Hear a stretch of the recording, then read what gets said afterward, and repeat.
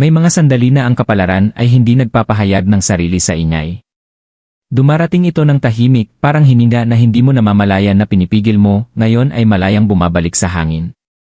Ngayong gabi, may isang sinauna at hindi nakikitang puwersa na nagsisimulang kumilos sa enerhiya ng Virgo. Hindi para magdagdag, kundi para alisin ang hindi na nararapat. Lumang pasanin. Tahimik na bigat. Mga enerhiya na hindi kailanman sa'yo dapat dalhin. Kung pakiramdam mo ay pagod ka ng walang dahilan, hadlang sa kabila ng pagsisikap, o mabigat sa damdamin ng walang paliwanag, ito ay hindi aksidente. Natagpuan ka ng mensaheng ito dahil may nililinis. Hindi bukas. Hindi sa hinaharap. Ngayon, mahinahon, banayad at ganap. Kung ikaw ay isang Virgo at natagpuan mo ang mensaheng ito, unawain mo ng malinaw, hindi ito basta-basta aksidente.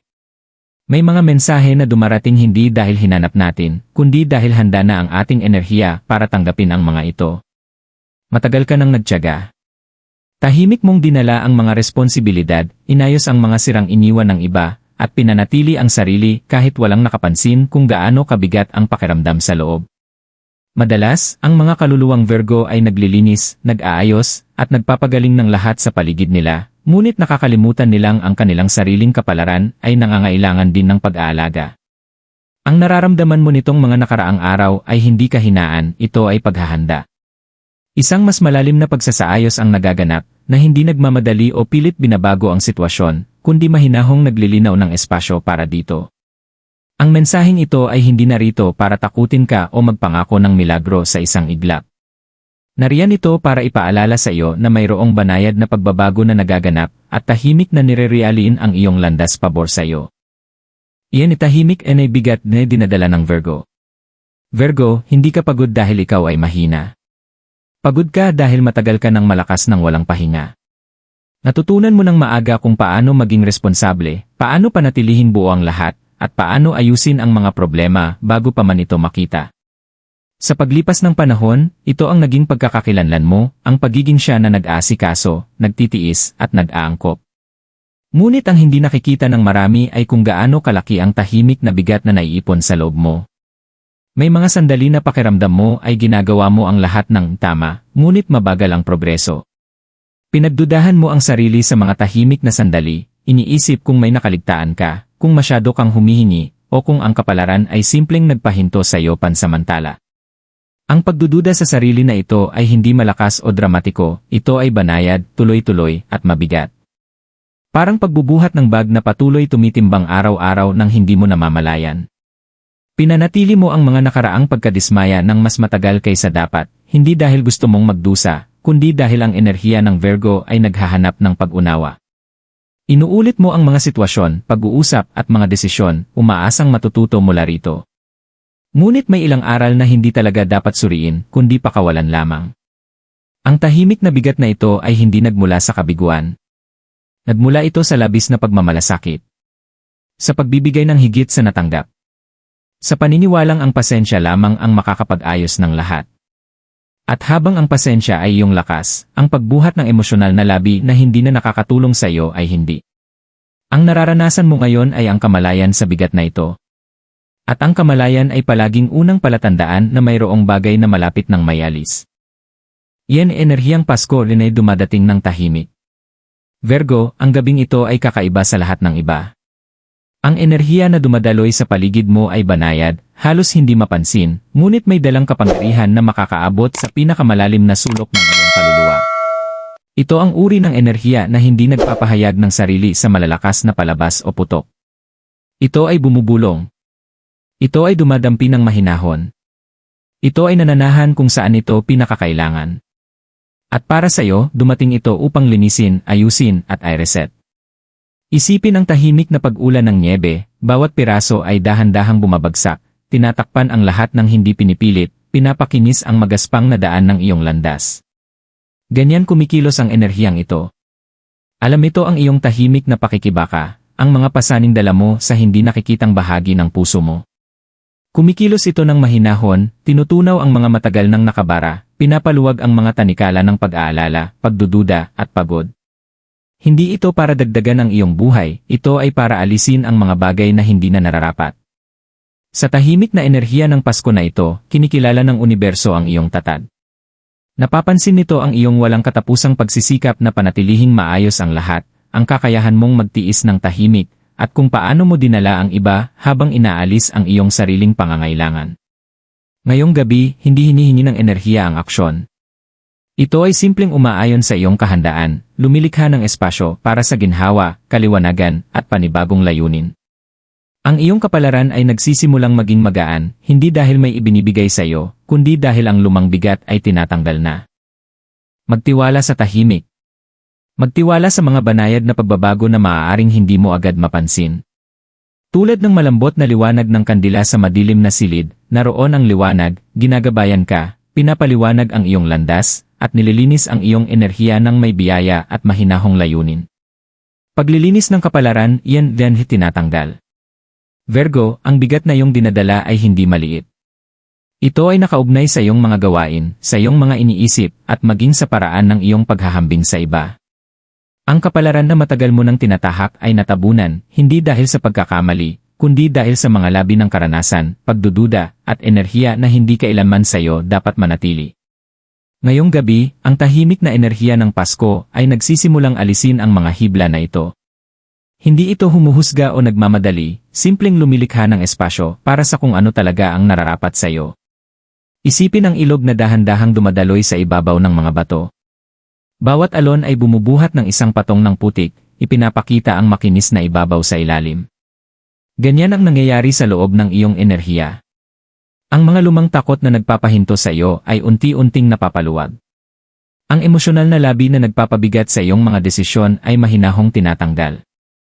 Ang mga pattern na paulit-ulit na nagpapanatili sa iyo sa siklo ng sobrang pag-isip, pagiging perpekto, at pag-aalala ay tuluyang natutunaw. Maaaring maramdaman mo ang kakaibang gaan, isang sandali ng kapayapaan sa iyong dibdib, o kahit banayad na pagbabago sa paraan ng iyong pagharap sa mga hamon. Ito ang mga palatandaan na ang paglilinis ay nagaganap. Hindi lahat ng inaalis sa iyong enerhiya ay masakit, ang ilan ay simpleng pagpapalaya na hindi mo napansin na kailangan mo.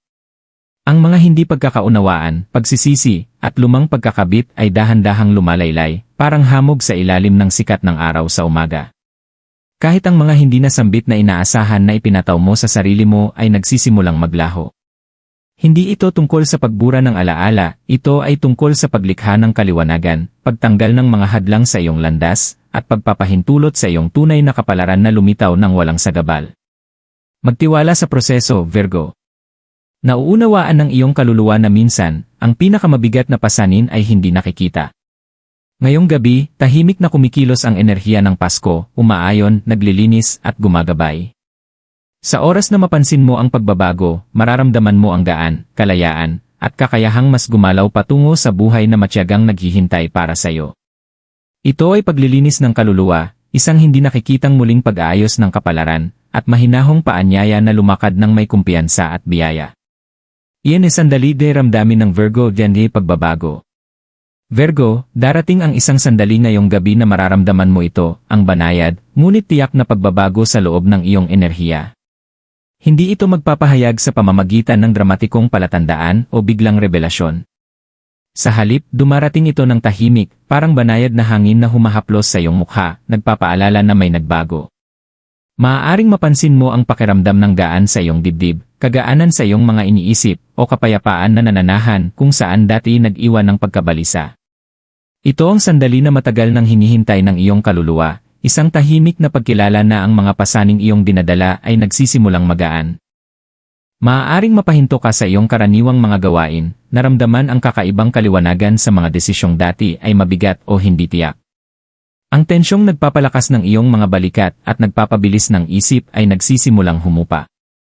Sa loob ng linggo, buwan, o kahit taon, hinanap mo ang mga palatandaan, sagot, o kumpirmasyon na mahalaga ang iyong pasensya at pagsisikap. Ngayong gabi, dumarating ang sagot, hindi sa pamamagitan ng salita, hindi sa isang nakikitang milagro, kundi sa pamamagitan ng panloob na kaalaman, isang tahimik na resonance na nagsasabi sa iyo na ang lahat ay naayon sa nararapat. Ito ang sandali kung kailan nagiging mulat ang enerhiya ng Virgo sa sariling lakas, ang tatag na nagdala sa iyo sa mga hindi nakikitang pakikibaka.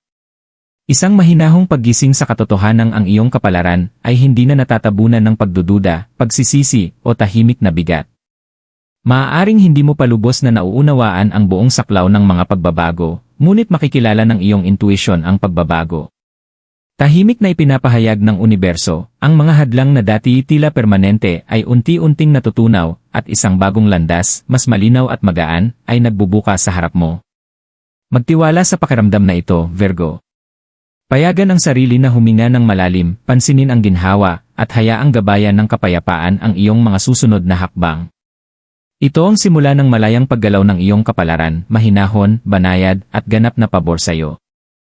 Iyan babago pagkatapos ng paglilinis. Virgo, kapag tumigil na ang tahimik na paglilinis, ang pagbabago ay nagiging malinaw sa mga banayad, ngunit malalim na paraan. Hindi ito mabilis o marangya na pagbabago, kundi isang tahimik na pag-unfold na naaabot ang bawat aspeto ng iyong buhay. Ang mga desisyong dati mabigat ay ngayon may kaliwanagan at kagaanan. Ang isip na dati natabunan ng pagdududa at sobrang pag-iisip ay nagsisimulang makita ang mga landas kung saan dati wala. Maaaring mapansin mo ang mga pagkakataon na dumarating sa hindi inaasahang oras, mga taong pumapasok sa iyong buhay sa paraang tila magkakaugnay, at isang pakiramdam ng pagkakahanay na dati nawawala. Hindi ito aksidente, ito ay tugon ng universo sa espasyong nilikha mo sa sarili mo sa pamamagitan ng pagpapakawala. Sa emosyonal na aspeto, kasing lakas din ang pagbabago. Ang mga pasaning nagpapabigat sa iyong puso ay napapalitan ng bagong daan. Ang mga lumang takot at insecurities na nagpapahinto sa iyo ay hindi na ganoon kahigpit ang hawak sa iyo. Ang pasensya at pagtitiis na iyong pinagyaman ay nagiging kasangkapan para sa discernment, hindi tanikala na nagbubuklod sa iyo sa nakaraan. Lalo pang tumitibay ang mga relasyon habang dinadala mo ang mas magaan at malinaw na enerhiya sa iyong mga koneksyon. Ang tiwala ay natural na nabubuo kung saan dati nanahan ang pagdududa. Mas bukas ka, ngunit balansyado, handa nang tanggapin ang nararapat sa iyo ng walang labis na paglaban. Sa espiritual na aspeto, pinahihintulutan ng pagbabago ang iyong maramdaman ang banayad na gabay na palaging naroon, ngunit dati natabunan ng bigat na iyong dinadala.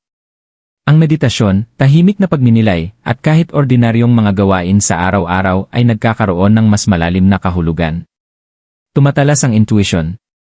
Ang mga pagpipilian ay naayon sa iyong pinakamataas na kabutihan. Parang mahinahong inaayos ng universo ang mga piraso, ginagabayan ka upang lumakad ng may kumpiyansa at biyaya. Ang enerhiya ng Pasko, na dumating ng tahimik, ay kumilos sa likod ng eksena upang lumikha ng matabang lupa para sa iyong kapalaran.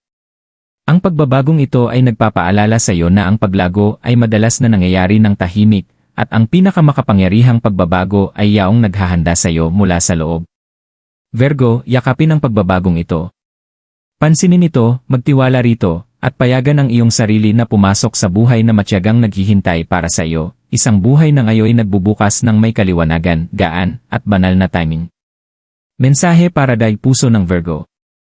Virgo, pakinggan mo ito ng malinaw, higit pa ang nagawa mo kaysa sa iyong naiisip. Ang tahimik na lakas na iyong dinala sa loob ng mga taon, ang pasensya na ipinakita mo sa mga sandaling walang nakamasid, ang pagsisikap na inilaan mo upang panatilihing maayos ang buhay para sa sarili at sa iba, hindi ito maliliit na bagay. Nauunawaan ng iyong kaluluwa ang bigat na iyong dinadala at iginagalang ito ng universo. Ang enerhiya ng Pasko na gumagalaw sa paligid mo ngayon ay isang mahinahong paalala na ang iyong dedikasyon ay pinapansin, kahit na pakiramdam mo ay hindi ito nakikita. Ang mensaheng ito ay hindi narito upang madaliin ka o humiling ng aksyon. Nariyan ito upang tiyakin sa iyo na ang landas na iyong tinatahak, kahit mabigat sa ilang pagkakataon, ay laging naayon sa iyong kapalaran. Matagal mo nang inihahanda ang sarili para sa tahimik at hindi nakikitang pagbabago na ito sa buong buhay mo. Ang mga pasaning dati tila permanente ay hindi na sa iyo dapat dalhin, ito ay pinakakawalan upang makalakad ka ng may kaliwanagan, kumpiyansa, at kapayapaan. Payagan ang sarili na maramdaman ang ginhawa, Virgo. Huminga ng malalim at hayaang punuin ng banayad na enerhiya sa paligid mo ang mga puwang na dati sikip sa pag-aalala o pagdududa. Magtiwala na ang tahimik na gawain ng universo ay nagaganap ng eksakto ayon sa nararapat. Ang iyong inalagaan, ang iyong pinrotektahan, at ang iyong pinaghintay ng may pasensya, lahat ng ito ay nagsisimulang umusbong sa paraan na nagbibigay galang sa iyong kaluluwa. Ligtas ang iyong puso. Ang iyong paglalakbay ay nagbubukas. At ngayon, sa wakas, maaari ka nang lumakad ng mas magaan, mas malaya, at ganap na nakaayon sa iyong kapalaran. Virgo, narito na ang huling tahimik na sandali ng paglalakbay ngayong gabi. Ang enerhiyang naglilinis na nagsimula sa katahimikan ay patuloy na dumadaloy, hindi nakikita ngunit malinaw na naroroon. Hindi ito nagmamadali at hindi pinipilit. Hindi nito hinihingi ang iyong pansin sa ingay o agarang aksyon. Sa halip, dahan-dahan itong nananahan sa mga puwang na dati mong pinuno ng pag-aalala, pagdadalawang isip at pagdududa. Bawat hininga mo ay humihigop ng kapayapaan, bawat pintig ng puso ay nagpapaalala na ang landas sa unahan ay nilinisan na para sa iyo. Ngayong gabi, tahimik na kumikilos ang universo, at ang iyong tungkulin ay hayaan itong matapos ang gawain nito. Maaaring maramdaman mo ang mga sensasyon na hindi mo maipaliwanag, gaan sa dibdib, banayad na init sa mga kamay, o kakaibang kaliwanagan sa iyong isip. Ito ang mga palatandaan na ang mga lumang pattern, pasanin, at enerhiya na hindi na nakakatulong sa iyo ay pinakakawalan.